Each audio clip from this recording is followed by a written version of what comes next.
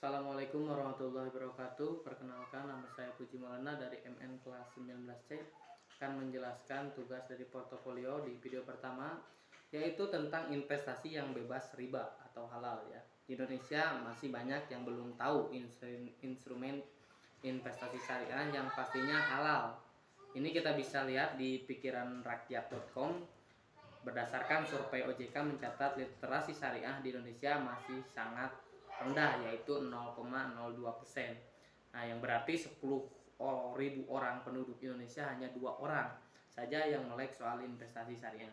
Padahal dengan melihat dominasi umat muslim di Indonesia, harusnya produk investasi syariah ini punya potensi yang menjanjikan. Lalu apa saja instrumen investasi yang syariah ini?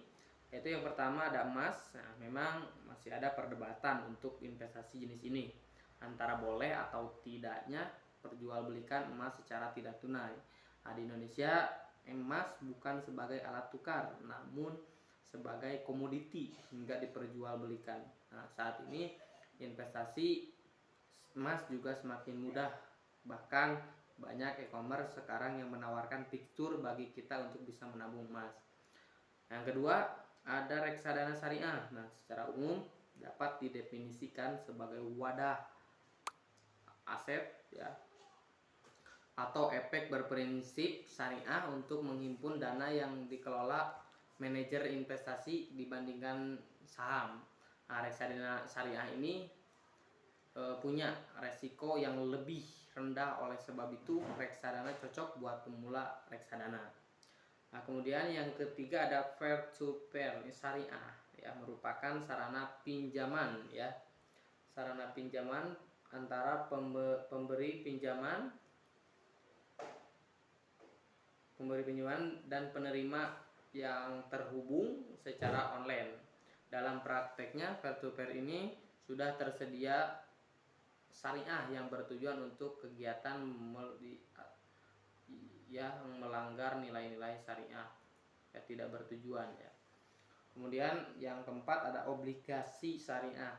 Nah, dalam istilah Islam syariah, obligasi ini sering disebut juga dengan sukuk atau sertifikat ya, sehingga dapat disimpulkan bahwa obligasi syariah ini merupakan alat investasi atau transaksi dengan menerapkan sistem pembiayaan dan pendanaan sesuai dengan hukum syariah Islam yang berlaku.